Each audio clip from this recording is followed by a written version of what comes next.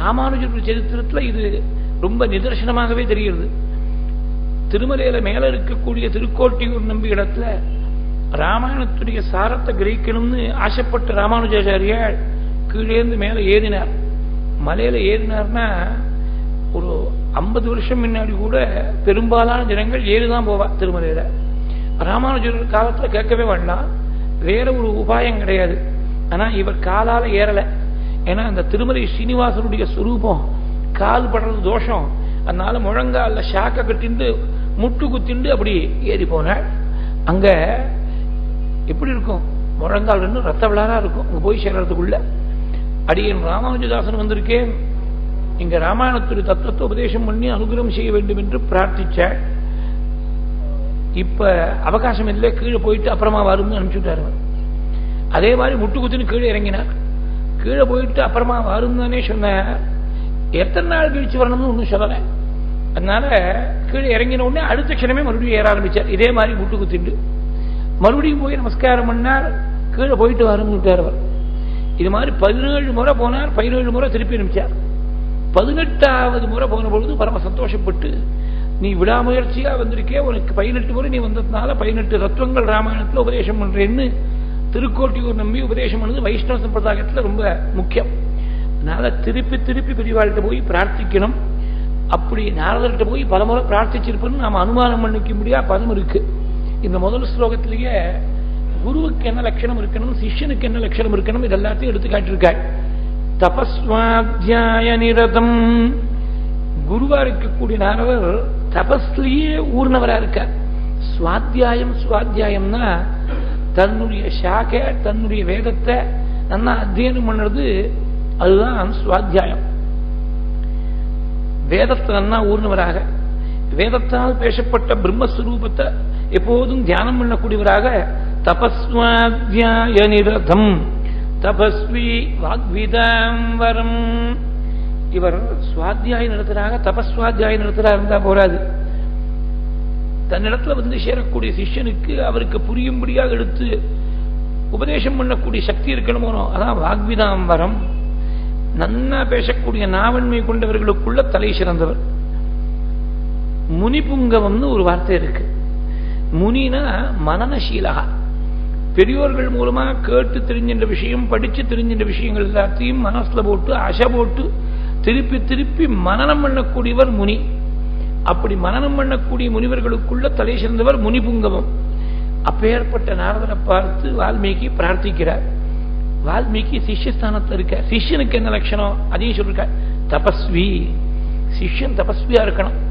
குரு எவ்வளவு பெரிய ஞானியா இருந்தாலும் அனுகிரகமூர்த்தியா இருந்தாலும் சிஷ்யனுக்கு அந்த தபஸ் இல்லைன்னா குரு செய்யக்கூடிய அனுகிரகத்தை இவனால வாங்கிக்க முடியாது. மழை தாரையா கொட்டினாலும் அந்த பாத்திரம் திருப்பி இருந்தா போறாது, சுத்தமாகவும் இருக்கணும். 2 விஷயம் இருக்கணும். அழுக்கான பாத்திரத்துல ஜலத்தை தேய்க்கினேன்னா பிரயோஜனப்படாது, கவுத்த பாத்திரம் ஜலத்தை பிடிச்சு கொடுக்காது. அதனால மனசுங்கிற பாத்திரம் திருப்பி பகவானை நோக்கி திருப்பப்பட்டிருக்கணும். திருப்பப்பட்டது மாத்திரம் இல்ல, சுத்தமாகவும் இருக்கணும். இந்த சுத்தி தான் தபஸால சுத்தி ஏற்படணும், சித்த சுத்தி. அப்படி சுத்தமா இருக்கக்கூடிய சித்தத்தோட மகான்கள் அணுகினால்தான் அவ பண்ணக்கூடிய அனுகிரகத்தை சிஷ்யன் ஏத்துக்க முடியும். இதுதான் ஊர்த்வாக்ரம் பாவயித்வா ரவிவிதுஷிகனஹா சம்பிசிந்தோபரிஷ்டாது தத்ரஸ்தம் பாவயத்வா சஜல ஜலதர சியாமளம் கோமலாங்கம் அப்படின்னு 95வது தசகத்துல பகவான் தியானம் பண்ண வேண்டிய முறையை சொல்ற போது சொல்லியிருக்கார். நாரதரை பார்த்து வால்மீகி பிரார்த்திச்சாருங்கிறதுல இன்னொரு சுவாரஸ்யம் ஒண்ணு உண்டு. இது நேரடியா வால்மீகி ராமாயணத்துல இல்ல, வேற கிரந்தங்கள்ல இருக்கு. வால்மீகி மகர்ஷியா மாறுவதற்கு முன்னாடி ரத்னாகரன் என்ற பெயரோட வழிப்பறி செய்து கொள்ளக்கூடிய ஒருத்தராக இருந்தார்னு ஒரு சரித்திரம். நாரதர் இந்த தற்செயலா வந்தார். இந்த கதையில 2 வருஷம் நாரதர் வந்தார்னு ஒரு வருஷம், சப்தரிஷிகள் வந்தார்னு ஒரு வருஷம். எந்த வருஷனா இருந்தாலும் it does not materially affect the moral of the story. நாரதர் வந்தார். நாரதத்தையும் அவற்றை இருக்கக்கூடியதாவது பிடுங்கலாமான்னு காத்துட்டு இருக்கார் ரத்னாகரன். நாரதருக்கு என்னமோ இந்த ஜீவனிடத்துல பரம கருணை ஏற்பட்டது. அப்ப இப்படி எல்லாம் திருடி பொறுத்தையார ஹிம்சை பண்ணி நீ வாழ்க்கை நடத்துறியே, இது பெரிய பாப்பம் இல்லையா? எனக்கு பாப்பமாவது புண்ணியமாவது இதெல்லாம் ஒண்ணும் தெரியாது. எனக்கு ஒரு பத்னி இருக்கா, குழந்தைகள் இருக்கா, அவளை ரட்சிக்கிறதுக்கு வேற உபாயம் எனக்கு தெரியாது, நீ அவளுக்காக தான் இந்த செய்யறியான்னு கேட்டார். ஆமாம். அப்ப நீ பண்ணக்கூடிய பாபத்துல அவளுக்கு ஒரு பங்கு உண்டோன்னு கேட்ட. அதுல என்ன சந்தேகம்னா, நீ அவ்வளவு தீர்மானமா சொல்லாதேப்பா, நீ போய் அவளை போய் கேட்டுன்னு வா, பாபத்துல வா பங்கு கொள்வாளான்னு கேட்டுன்னு வா அப்படின்னு சொன்னாள். நான் இங்கே இருக்கேன், கவலைப்படாத, இங்கே தான் இருப்பேன், உங்கேயும் போயிட மாட்டேன், போயிட்டு வந்தேன். இவர் படமடைக்கிற வெயில்ல திரும்பி வந்தார். காத்தால போனா ராத்திரி தான் திரும்பி வருவார். உச்சி வெயில்ல திரும்பி வர பத்னி குழந்தைகளுக்கெல்லாம் ஆச்சரியம். என்ன இப்படி அகாலத்துல வந்தேன்னு கேட்டாள். இல்ல, ஒரு மகர்ஷி வந்திருக்கார், அவர்கிட்ட இருக்கக்கூடிய பொருள் ஏதாவது இருந்தா அடிச்சு வாங்கலாம்னு நினைச்சேன், நான் பண்ணதெல்லாம் பாப்பம்னு சொன்னேன், உங்களை ரட்சிக்கிறதுக்காக தான் செய்கிறேன்னு சொன்னேன்.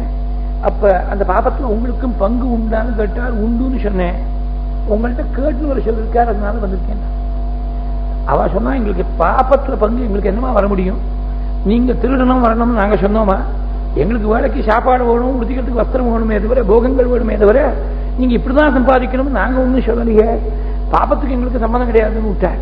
அப்பதான் கண்டம், ஆகா இப்படி ஏமாந்து போயிட்டோமே, பாபத்துல பங்கு கொள்ளாமல் போகத்தை மாத்திரம் அனுபவிக்கிறதுக்கு தயாரா இருக்கக்கூடிய குடும்பத்துக்காக மலையாட்டமா பாபத்தை குமிச்சு விட்டோமே அப்படின்னு ரத்னாகரனுக்கு ஞானோதயம் வந்த மாதிரி நமக்கு வரணும். இந்த கதையுடைய சாரமே அதுதான். ஏன்னா உதர நிமித்தம் பகுகிருத்த வேஷகான்னு இத கபிலாவதாரத்திலையும் சுவாமி உபதேசம் பண்ணும்போது சொல்லியிருக்கார். எத்தனையோ விதமான பாபங்கள் பண்ணி குடும்பத்தை ரட்சிக்கிறதுக்காக ஏமாந்து போய் பகவான மறந்து இருக்கக்கூடியவன் நரகத்துல போய் சேர்றாங்க.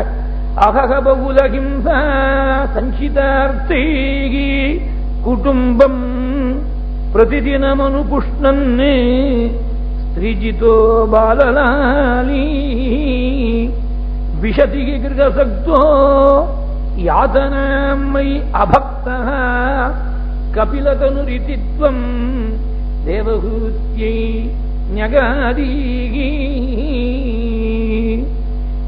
குடும்பத்தை ரட்சிக்கிறதுக்காக எத்தனை விதமான பாபத்தை செய்கிறான் ஜீவன்.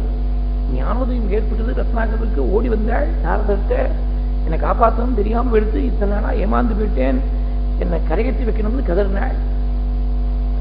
எப்பேற்பட்ட பாதகமா இருந்தாலும் அந்த பாதகத்தை போக்கி வைக்கக்கூடிய பரம பாவனமான நாமா ராமநாமா. ராமான்னு சொல்றாப்பா, ராமா ராமான்னு ஜெபம் பண்ணிட்டே இரு, நீ பவித்திரனா போயிடுவே, பதித பாவனா இருக்கக்கூடிய பகவானுடைய நாமா அது அப்படின்னா. ராமநாமா வரல, வாக்கல வரல. ஏன்னா வழிப்பறி செய்து உன்னை வெட்டுடுவேன், குத்துடுவேன், உங்கள்கிட்ட இருந்து அபகரணம் பண்ணுவேன், இப்படிதான் பேசி பழக்கமே தவிர ராமான்னு சொல்லி பழக்கம் இல்லை. அதனால ராமநாமா இருக்கு, கரையத்திலும் சுலபத்துல ஏமாந்து விடப்படாது. ராமநாமா வராது வாக்குல. ரொம்ப புண்ணியம் இல்லைன்னா ராமநாமா வாக்குல வராது. ஆனா பகவான் செய்ய முடியாத ஒரு அனுகிரகத்தை மகான்கள் செஞ்சுடுவா. ராமநாமா சொன்னா கரையேற்றி வைப்பன் சுவாமி. ராமநாமா கூட சொல்ல முடியாத ஒரு பாப்பி எப்படி கரையேற்றி வைக்கிறது? நாரதர் கரையேற்றி வைக்கிறார். ஏத்தாப்புல மரம் இருக்கு, காட்டு பிரதேசம், இவனுக்கு மரத்தை பார்த்துதான் பழக்கம். மரத்தை பார்த்து மராமரான்னு சொல்லிட்டே இருந்தான். அதனால மராமரான்னு சொல்லிட்டே இருந்தேன். மராமரான்னு சொல்லும் போது ராமா ராமா ராமான்னு காலக்கிரமத்தில் அப்படி மாறி போயிடுறது. தன்னை மறந்து ஒரு விஷயம் நம்ம ரொம்ப அப்ரிஷியேட் பண்ணோம். இது மரத்தை பார்த்து சும்மா மராமரான்னு சொல்ல சொன்னாரு, இதனால இப்படி ஜென்மா கரையேறும்னு இப்படி எல்லாம் யோஜனை பண்ணி குதர்க்கம் பண்ணல. மகான் சொன்னார், உடனே செய்யணும். அது மரன்னு சொன்னாலோ ராமான்னு சொன்னாலோ எப்படி இருந்தாலும் அவர் சொன்னதை உடனே செய்யணும். இந்த implicit faith and implicit obedience இருந்தாலே மகான் ஒரு சத்தா இருக்கக்கூடிய ஒரு மகான் அடைஞ்சா ஒரு ஜீவன் கரையேறி போயிடுவன். அந்த இம்ப்ளிசிட் ஃபெய்த் இல்லாமல் கொஸ்டின் பண்ண ஆரம்பிக்கிறதுனால தான், தன் சாமர்த்தியத்தால ஏதாவது செய்யலாம்னு நினைக்கிறதுனால தான் இவனுக்கு இங்கேயும் இல்லை அங்கேயும் இல்லை அந்த இடத்துல போய் நடுவில் தொங்கின்னு இருக்கான். சரீரம் முழுக்க ஒரே எறும்பு புத்தா மூடிட்டு, எறும்பு புத்திலேருந்து புது வாழ்வு பெற்றவரை போல ரொம்ப வருஷங்களுக்கு அப்புறம் வெளியில வந்திருக்க. எறும்பு புத்துக்கு வல்மீகம்னு பேரு. அந்த வல்மீகத்திலேருந்து வெளியில வந்ததுனால்தான் வால்மீகின்னு பேரு. ராமநாமா உபதேசம் பண்ணி என் வாழ்க்கையே ஒரு பெரிய திருப்பம் கொடுத்து தடுத்து ஆட்கொண்ட நாரதர் ராமன் சரித்திரத்தையும் அவர் மூலமாவே கேட்டு தெரிஞ்சுக்கணும்னு ஆசைப்பட்டார் போல் இருக்கு. அதனால்தான் நாரதம் பரிபப்ரச்ச வால்மீகி முனிபுங்கவம் கோஹன்வஸ்மின் சாம்பிரதம் லோகே குணவான் கஷ்ட வீர்யவான் தர்மஜ்ஞஸ்ச கிருதஜ்ஞஸ்ச சத்யவாக்யோ திருடவ்ரதः சாரித்ரேண சகோ யுக்தः சர்வபூதேஷு கோஹிதः வித்வான் கः கஸ்தமர்த்தஸ்ச கஷ்ச ஏகப்ரியதர்சனः ஆத்மவான் கः ஜிதக்ரோதः ஜுதிமான் கः அனசூயகः கஸ்ய விப்யதி தேவாஸ்ச ஜாதரோஷஸ்ய சம்யுகே ஏததிச்சாம்யகம் ஸ்ரோதும் பரம் கௌதூகலம் இமே மஹர்ஷே த்வம் சமர்த்தோசி ஞாதும் ஏவம் விதம் நரம். இப்ப இருக்கக்கூடிய வர்த்தமான லோகத்தில் மனுஷ வர்க்கத்துல சர்வகுணங்களும் நிரம்பி இருக்கக்கூடிய புண்ணிய புருஷன் யாராவது ஒருத்தர் இருக்காரா அப்படின்னு கேட்கிற. ராமன் வாழ்ந்த அதே சமயத்தில் வால்மீகி வாழ்ந்து ராமாயணத்தை ரச்சனை பண்ணிருக்காருங்கிறதுக்கு இது இந்த ஒரு பிரமாணமே போதும். கோங்கஸ்மின் சாம்பிரதம் லோகே, ஏதோ ஒரு காலத்துல வாழ்ந்தார்னு சொல்லப்படாது. இனிமேல் வரக்கூடிய ஏதோ ஒரு காலத்துல அப்படி ஒரு புண்ணிய புருஷர் வரப்போறாருன்னு சொல்லப்படாது.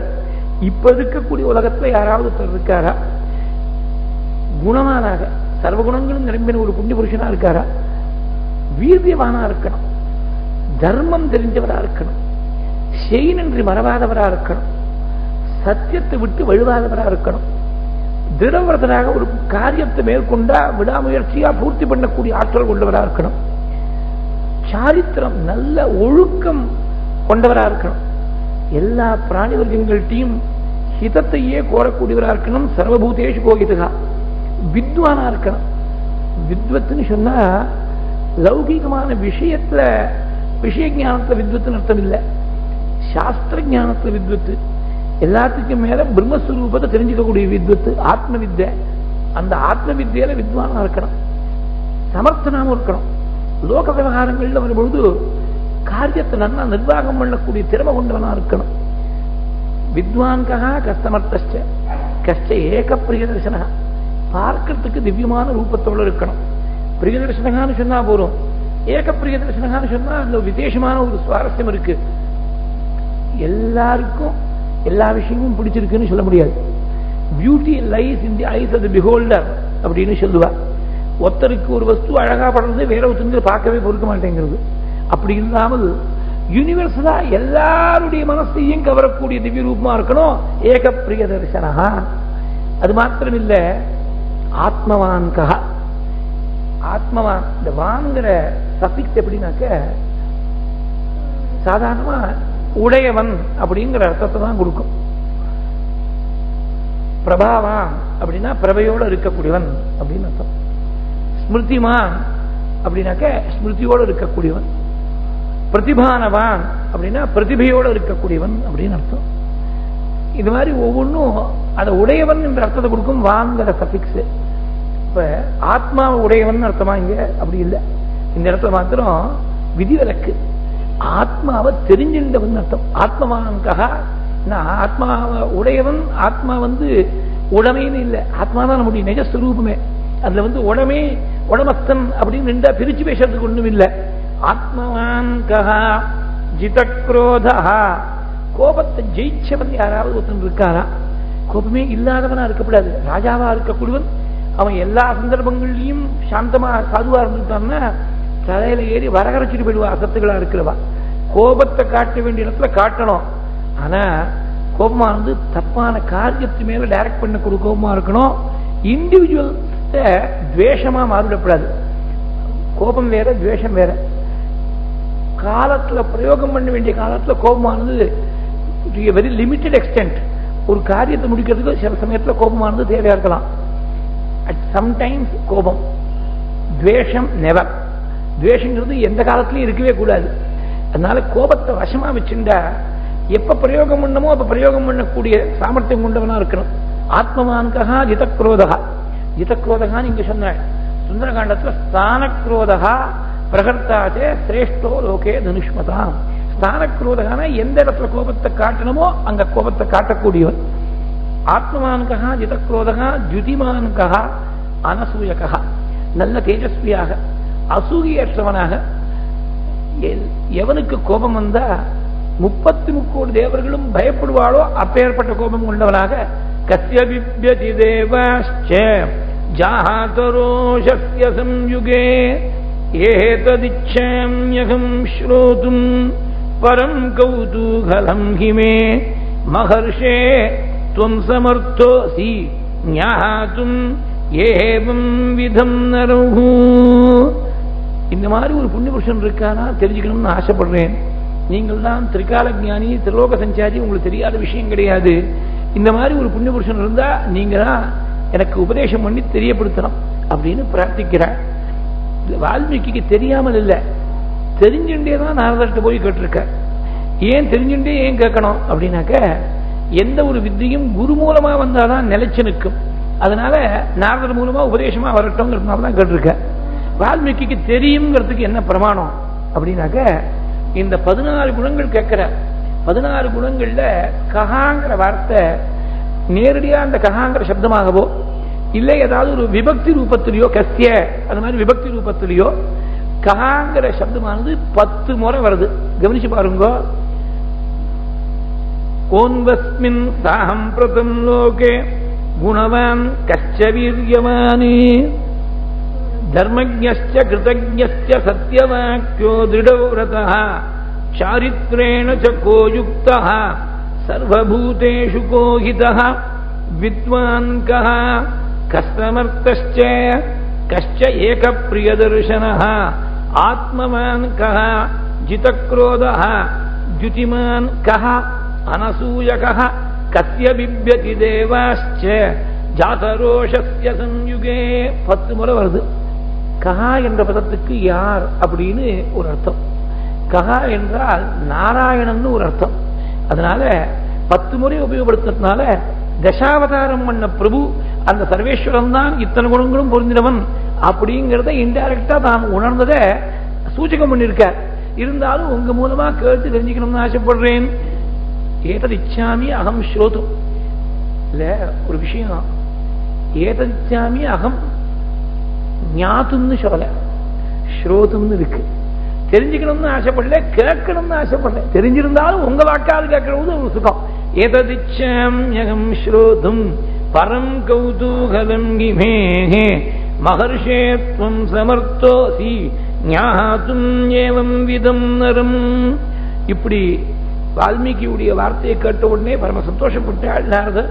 ஸ்ருத்வா சீதத் த்ரிலோகஜ்ஞः வால்மீகேஹே நாரதோ வசः ஸ்ரூயதாமிதி சாமந்த்ர்ய பிரகிருஷ்டः வாக்யமப்ரவீத் பகவோ துர்லபாಶ್ಚைவ யே த்வயா கீர்த்திதா குணாः முனே வக்ஷ்யாமி அகம் புத்வா தைர்யுக்தः ஸ்ரூயதாம் நரः இக்ஷ்வாகுவம்ச பிரபவः ராமோ நாம ஜனீஸ்ருதः நியதாத்மா மகாவீர்யோ புத்திமான். நீங்க எத்தனையோ பல குணங்களை கேட்டிருக்கீள். பகவகா ஒவ்வொரு குணமும் துர்லபமான குணம். கோபத்தை ஜெயிச்சவன் யாராவது ஒத்தனை பார்க்க முடியுமா? துர்லபம். ஆத்மமானா ஒத்தனை பார்க்க முடியுமா? துர்லபம். சாரித்திரத்தோட கூடினவனா ஒருத்தனை பார்க்க முடியுமா? துர்லபம். இவ்வளவு சேர்ந்து ஒரே நபர்கிட்ட இருக்கணும், இப்ப இருக்கக்கூடிய நபரா இருக்கணும், இப்படி எல்லாம் கேட்கிறேன். நான் தெரிஞ்சுன்னு சொல்றேன். முனே வக்ஷ்யாமி அகம் புத்வா தைர்யுக்த ஸ்ரூயதாம் நரகான்னு சொல்லி இக்ஷ்வாகு வம்சத்துல சாட்சாத் சர்வேஸ்வரன் ஸ்ரீராமனா அவதாரம் பண்ணிருக்க. இக்ஷ்வாகு வம்ச பிரபவः ராமோ நாம ஜனிஷ்ருதः நியதாத்மா மகாவீர்யோ த்யுதிமான் த்ருதிமான் வசி புத்திமான் நீதிமான் வாக்மீ ஸ்ரீமான் சத்ருநிபர்ஹணः விபுலாம்சோ மகாபாஹுः கம்புக்ரீவோ மகாஹனுः மகோரஸ்கோ மகேஷ்வாசः கூடஜத்ருः அரிந்தமः ஆஜானுபாஹுः ஆஜானுபாஹுः சுஷிராः சுலலாட்டஸ்சு விக்ரமः समः समविभक्ताङ्गः स्निग्धवर्णः प्रतापवान् पीनवक्षा विशालाक्षः लक्ष्मीवान् शुभलक्षणः प्रजापतिसमश्रीमान् धातारिपुनिषूदनः रक्षिता जीवलोकस्य स्वजनस्य च रक्षिता रक्षिता स्वस्य धर्मस्य தர்மஸ்ய பரிரக்ஷிதா வேத வேதாந்த தத்துவஜ்ஞः தனுர்வேதே ச நிஷ்டிதः சர்வதா அபிகதஸ்தத்பிஹ சமுத்திர இவ சிந்துபிஹ ஆஹார்யः சர்வசமஸ்சைவ சதைவ பிரியதர்சனः ச ச சர்வகுணோபேதः கௌசல்யானந்தவர்தனः சமுத்ரைவ காம்பீர்யே தைர்யேண ஹிமவானிவ விஷ்ணுனா சத்ருஷோ வீர்யே சோமவத் பிரியதர்சனः காலாக்னி சத்ருஷ க்ரோதே க்ஷமயா பிருத்திவி சமः தனதேன சமஸ்த்யாகே சத்யே தர்மைவ பரஹ தமேவம் குணசம்பன்னம் ராமம் சத்யபராக்கிரமுஹு யௌவராஜ்யேன சம்யோக்தும் ஐஹிச்சத் பிரீத்யா மஹீபதிஹி. இக்ஷ்வாகு வம்சத்துல சூரிய குலத்துல மனு மாந்தாதா முதலிய மகான்கள் தோன்றின பரம்பரையில தசரதனுக்கு குமாரனாக சர்வேஸ்வரனான பிரபு ஸ்ரீராமனாக அவதாரம் பண்ண மகா புத்திமானாக மகா ஜுதிமானாக ஸ்மிருதிமானாக பிரதிபை கூடினவனாக தன்னுடைய தர்மத்தையும் உலகத்தில் இருக்கக்கூடிய அத்தனை பேருடைய தர்மத்தையும் ரட்சிக்கக்கூடியவனாக உலகத்தில் அத்தனை ஜனங்களையும் ரட்சிச்சு அதன் பிறகு தன்னை சேர்ந்தவர்களையும் ரட்சிக்கக்கூடியவனாக பெரியோர்கள் எல்லாம் உபாசிக்கக்கூடிய வள்ளலாக சிறந்த சாதுக்கள் எல்லாம் எப்போதும் எந்த பிரபுவை ஆசிரிப்பாளோ அப்பேற்பட்ட பெருமை கொண்டவனாக கௌசல்யக்கு பரமானந்தத்தை கொடுக்கக்கூடியவனாக காம்பீரியத்தில் சமுத்திரத்தை போன்றவனாக வீரியத்தில் விஷ்ணுவுக்கு துல்லியமா இருக்கக்கூடியவனாக ஔதாரியத்தில் கொடை வள்ளலாக இருக்கக்கூடிய தன்மையில் குபேரனுக்கு சதிருஷமாக அஸ்வினி தேவர்களைப் போல திவ்யரூபம் கொண்டவனாக கோபத்தில் காலாக்னிக்கு சமமாக இருக்கக்கூடியவனாக க்ஷமையில் பூமிக்கு ஈடு கொடுக்கக்கூடியவனாக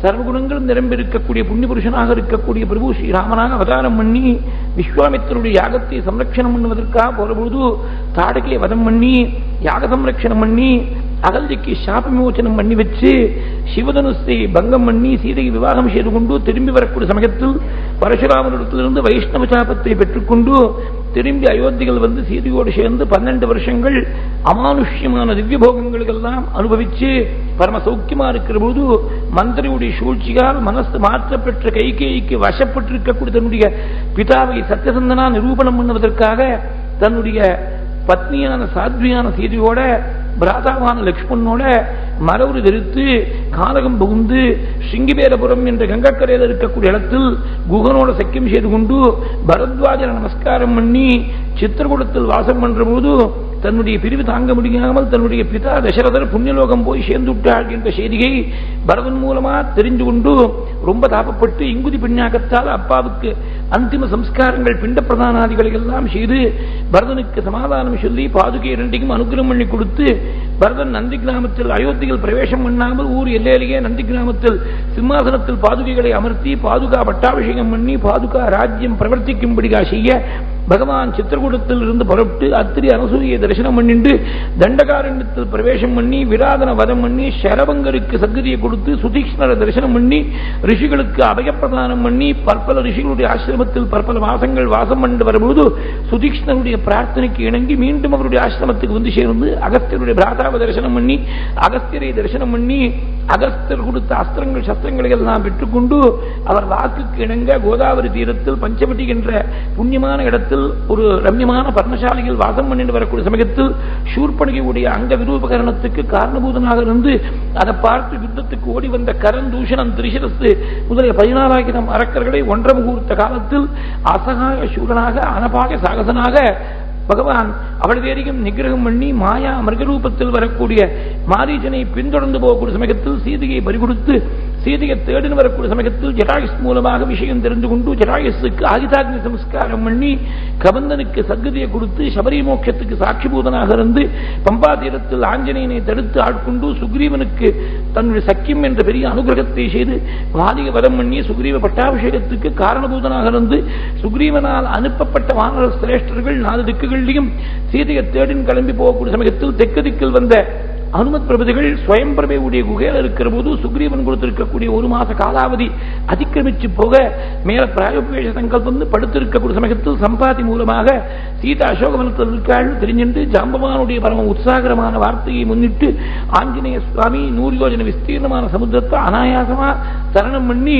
உல்லங்கிய சிந்தோகோ சலிலம் சலீலம் யசோகவன்யம் ஜனகாத்மஜாயாக ஆதாய தேனைவ ததாக லங்காம் நமாமிதம் பிராஞ்சலி ஆஞ்சநேயம் என்று சொல்லக்கூடிய ரீதியில் சமுத்திரத்தை தரணம் பண்ணி லங்கையில பல இடங்களில் தேடி கடைசியில அசோகவனத்தில் சிம்சபா விருட்சத்தின் கீழே ராமத்தியான பராயணியா இருக்கக்கூடிய சோகமே வடிவெடுத்த சீதையை பார்த்து அவளுக்கு புதுவாழ்வு கொடுக்கக்கூடிய ரீதியில் ராமச்சரித்திரத்தை கானம் பண்ணி அதன் பிறகு கீழே இறங்கி அவளுக்கு அங்குலியத்தை காட்ட ஜெகன்மாதாதை பெற்றுக்கொண்டு ராமனையே அடைஞ்ச மாதிரி பரம சந்தோஷப்பட்டு சூடாமணி முதலிய அடையாளங்களை கொடுக்க ராவணனுக்கு சத்புத்தி உபதேசம் பண்ண ஆஞ்சநேயனுடைய வாழ்ல ராவணன் அக்னியை வைக்கிறதுக்கு ஏற்பாடு பண்ண பொழுது அந்த அக்னியை கொண்டு விபீஷண சுவாமியுடைய கிரகத்தையும் அசோகவனத்தையும் விட்டுட்டு மீதி இடங்களெல்லாம் கிரமமாக அக்னியை வச்சு வாழ்ந்திருக்கக்கூடிய அக்னியை சமுதிரத்தில் வந்து சமனம் பண்ணிட்டு மீண்டும் சீதையை பார்த்துட்டு திரும்பி வரக்கூடிய சமயத்தில் மைனாக பர்வதத்துடைய ஆதித்யத்தை பாவனையா சுவீகரிச்சென்று திரும்பி பிரபுவிடத்தில் வந்து கண்ணனன் கற்பினுக்கு அணியை கண்கணார் என்று நிவேதனம் பண்ண பிரபு அபிஜித் முகூர்த்தத்தை பரப்பு சமுதிரத்துடைய வடக்கு கரைக்கு வந்து விபீஷணனுக்கு அடைக்கலம் கொடுத்து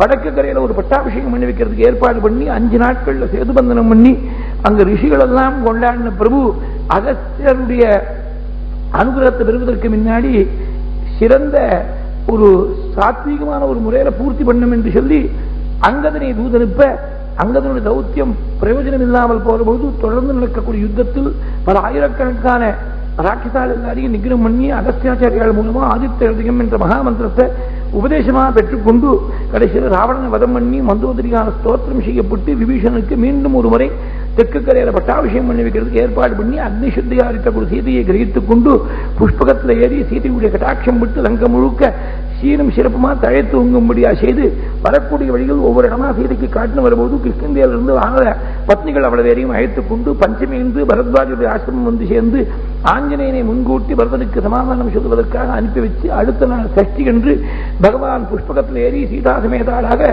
வானர வீரர்கள் வானர பத்னிகள் விபீஷணாதிகள் எல்லாரும் புடைசூழ சுவாமி வரக்கூடிய சமயத்தில் அயோத்தியாவாசிகள் அவ்வளவு பேரும் திரளாக பகவானை வரவேற்று பரதனுடைய பிரார்த்தனைக்கு இணங்கி பகவான் ஜட்டாசோதனம் செய்து கொண்டு மங்களஸ்நானம் பண்ணி உத்தமமான புண்ணிய சுபமான முகூர்த்தத்தில் 500 புண்ணிய நதிகள் 4 திக்குகளில் இருக்கக்கூடிய சமுத்திரத்திலிருந்து சுவர்ண கலசங்கள்ல வானர வீரர்கள் கொண்டு வந்திருக்கக்கூடிய தீர்த்தத்தை எடுத்து வசிஷ்டர் வாமதேவர் ஜாபாலி காஷ்யபர் காத்யாயனர் சுயக்யர் கௌதமர் விஜயர் என்ற 8 பேரும் சேர்ந்து அஷ்டவசுக்கள் இந்தனுக்கு பட்டாபிஷேகம் பண்ணி வைக்கிற மாதிரி பகவானுக்கு பட்டாபிஷேகம் பண்ணி வைக்க ஒரு 1000 வருஷ காலம் சீதையோடு சேர்ந்து ஒரு 10,000 வருஷ காலம் சீதையை விட்டு பிரிஞ்சிருந்து தர்மங்களை எல்லாம் ஸ்தாபனம் பண்ணி அவளுடைய சுதர்மத்தை அனுஷ்டிக்கும்படியா செய்து கடைசியில சரையுவில் இறங்கி அயோத்தியாவாசிகள் அவ்வளவு பேரையும் செடிகள் கொடிகள் மரங்கள் காடுகள் முதற்கொண்டு எல்லாத்தையும் அழைச்சிட்டு இறங்குற போது ஆஞ்சநேய சுவாமியும் விபீஷணையும் ஜாம்பவானையும் மைந்தனையும் திவிதினையும் மாத்திரம் பூலோகத்தில் விட்டுட்டு மீதி அவ்வளவு பேரையும் சரையூல் இறங்கி நேர வைகுண்டத்துக்கு அழைச்சின்னு போன இந்த புண்ணியமான சரித்திரத்தை நாரதர் வால்மீகிக்கு உபதேசம் பண்ணி இனிமேல் 10,000 வருஷங்களுக்கு அப்புறமா பகவான் வைகுண்டாரோகணம் பண்ண போறாங்கிறத பவிஷ்ய ராமாயணத்தையும் சொல்லி உபதேசம் பண்ணார்.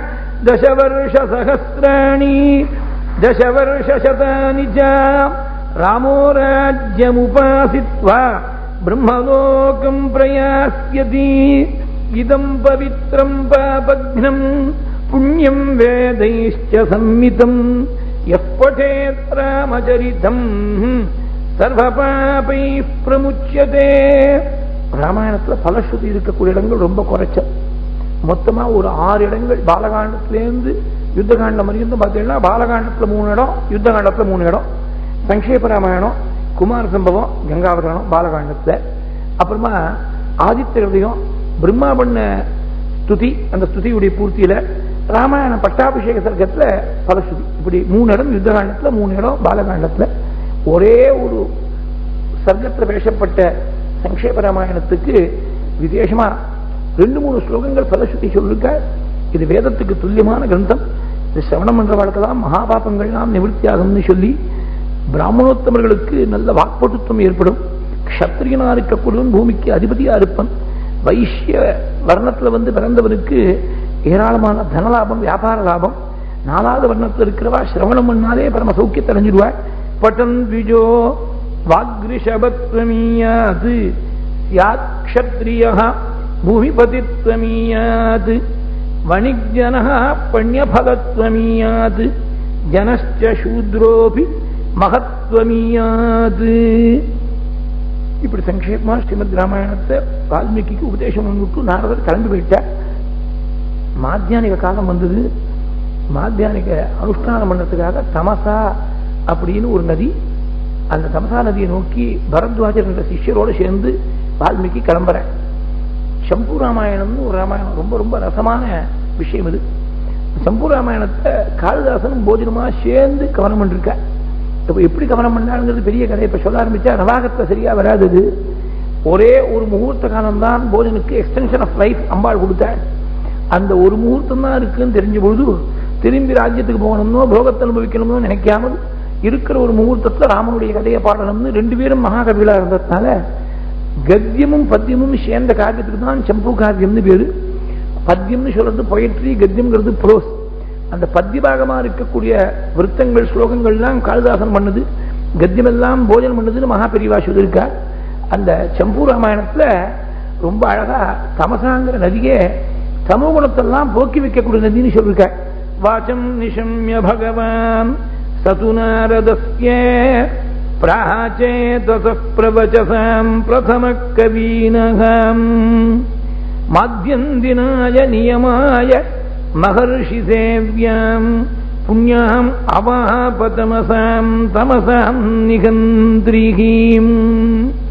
அங்க தீர்த்தம் ரொம்ப ரொம்ப ரம்யமா இருக்கு. அந்த தீர்த்தத்தை பார்த்தா எப்படி ரம்யமா இருந்ததுன்னா பிரசன்னம் ரமணீயம் பிரசன்னாம் பூ சன்மனுஷ்ய மனோயதா. சாதுக்களுடைய மனசை போல பரம சாந்தமா இருந்ததாம் அந்த தீர்த்தம். அந்த இயற்கையில் இருக்கக்கூடிய அழக அனுபவிச்சிருக்கிற பொழுது அங்க ஒரு மரத்துடைய கடையில ஒரு கிரௌஞ்ச தம்பதிகள், கிரௌஞ்சன்னு ஒரு விதமான பட்சி, ஆண் பட்சி பெண் பட்சி ரெண்டும் உட்கார்ந்து இருக்கு. அந்த மாதிரி சமயத்துல ஒரு வேடன் வந்து நிர்தாட்சியமா ஒரு பானத்தால ஆண் பட்சி அடிச்சு கீழே வீழ்த்த போறான். இந்த சம்பவம் ஏற்படுறதுக்கு முன்னாடி ஒரு சின்ன ஒரு அரை ஸ்லோகம் இருக்குங்க. தன் சிஷ்யன் பரத்வாஜன் சிஷ்யர் கூட வந்திருக்கார். பரத்வாஜனை கூப்பிட்டு எனக்கு வல்கலத்தை மரவுரிய குரு, இந்த கலசத்தை வாங்கி வச்சுக்கோ, ஞஸ்யதாம் கலசஸ்தாத் தியதாம் வல்கலம் மமா. இந்த அரை ஸ்லோகமானது ராமாயணத்துடைய சரித்திரத்தையே சங்கேபமா கேப்சூல் ஃபார்ம்ல சொல்ற மாதிரி அமைஞ்சிருக்கு. கலசம் கலசம்னு சொன்னாக்க கும்பம், ஒரு சொம்போ குடமோ அந்த கலசம்னு சொல்றோம். கலசஸ்தாபனம்னு பண்றோமோ அந்த கலசத்தை தீர்த்தத்தை எடுத்து போதுனா கலசம் கொண்டிருக்க. அந்த கலசத்தை நெசியதாம், அது ஒரு ஓரமா இருக்கட்டும், எனக்கு மறுபடிய குரு தீயதாம் வல்கலம்மமான. ராமாயணத்துடைய சரித்திரம் என்ன?